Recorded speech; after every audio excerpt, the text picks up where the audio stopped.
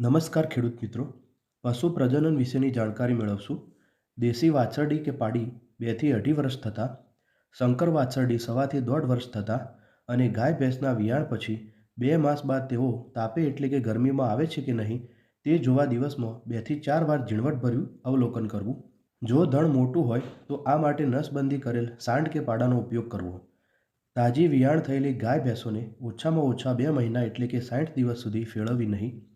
કારણ કે વિયાણ સમયે ગર્ભાશયનું કદ મોટું થઈ ગયેલ હોય તેને મૂળ સ્થિતિમાં આવતા સમય લાગે છે. આ ઉપરાંત ગર્ભાશયમાં રહેલો કોઈપણ બગાડ સ્ત્રાવ પણ દૂર થઈ જાય છે. આમ 2 મહિના માટે પ્રજનન કાર્યોમાં આરામ આપવો જરૂરી છે. ગાય ભેંસ તાપે એટલે કે ગરમીમાં આવ્યા બાદ 12 થી 18 કલાકે ફેળવવી. બીજી રીતે કહીએ તો સવારે ગરમીમાં આવેલી ગાય ભેંસને સાંજે અને સાંજે ગરમીમાં આવેલ ગાય ભેંસને બીજા દિવસે સવારે ફેળવવી.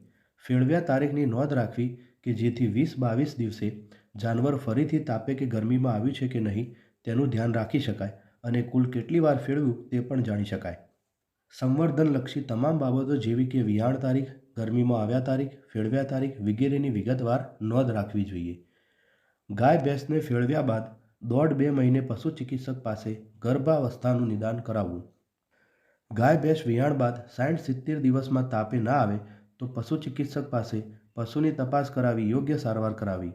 જે ગાય ભેંસો ગરમીમાં આવતી ન હોય એટલે કે અનિયમિત ઋતુકાળ દર્શાવતી હોય, વારંવાર ઉથલા મારતી હોય, ગર્ભપાત થયો હોય, વિયાણ બાદ મેલી પડતી ન હોય, માટી ખસી ગઈ હોય તેવા તમામ કિસ્સામાં પશુ ચિકિત્સક પાસે તાત્કાલિક તપાસ કરાવી જરૂરી સારવાર કરાવી લેવી. ઉછરતી વાછરડી કે પાડીઓને તેમજ દૂધણા પશુને પૂરતો લીલોચારો અને ખાણદાણ આપવા સાથે 30 ગ્રામ ક્ષાર મિશ્રણ, 30 ગ્રામ મીઠું અને વિટામિન્સ દાણમાં ઉમેરવા. વિયાણ સમયે માટી ખસી જવાને લીધે કે મેલી ન પડવાને કારણે ચેપ લાગ્યો હોય અને ગર્ભાશયમાં પરવું આવતું હોય તેવા પશુઓને પશુ ચિકિત્સાની સલાહ મુજબ સારવાર કરાવી.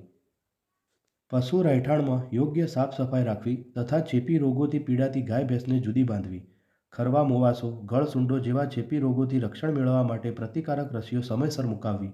ઉછરતી વાછરડી કે પાડીઓને સમયાંતરે કૃમિનાશક દવાઓ પીવડાવી. ધણમાં વર્ષે 1 વાર ક્ષયરોગ, જોન્સનનો રોગ તથા ચેપી ગર્ભપાત, લેપ્ટોસ્પાયરોસિસથી પીડાતા પશુઓ ઓળખી કાઢવા પરીક્ષણ કરાવવું તથા આવા પશુઓનો નિકાલ કરવો. આદર્શ પ્રજનન ક્ષમતા માટેના નિયત માપદંડ નીચે કોઠામાં આપેલા છે. જેમાં પ્રથમ વખત ગરમીમાં આવવાની ઉંમર સંકર ગાય માટે 15 માસ અને ભેંસ માટે 24 થી 25 માસ. પ્રથમ વખત ફેળવવાની ઉંમર સંકર ગાય માટે 18 થી 21 માસ અને ભેંસ માટે 30 થી 32 માસ. પ્રથમ વખત ફેળવાતી વેળા. જરૂરી વજન ગાય માટે 240 થી 260 કિલો, ભેંસ માટે 250 થી 275 કિલો. પ્રથમ વિયાણની ઉંમર ગાય માટે 27 થી 30 મહિના, ભેંસ માટે 40 થી 42 મહિના. પ્રથમ વિયાણ વખતે વજન ગાય માટે 325 કિલોગ્રામ, ભેંસ માટે 350 થી 360 કિલોગ્રામ. સર્વિસ પીરિયડ એટલે કે વિયાણ પછી પ્રથમ વખત ફેળવવાનો સમય ગાય માટે 60 થી 90 દિવસ, ભેંસ માટે 100 થી 120 દિવસ વચ્ચે. 2 વિયાણ વચ્ચેનો સમયગાળો ગાય માટે 13 મહિના, ભેંસ માટે 14 મહિના. સર્વિસ કન્સેપ્શન ગાય માટે 1.75, ભેંસ માટે 1.75 થી 2.0. વાર્ષિક વિયાણ દર ગાય માટે 85 થી 90%, ભેંસ માટે 80%. ગર્ભાવસ્થા ગાળો ગાય માટે 279 થી 285 દિવસ, ભેંસ માટે 310 દિવસ.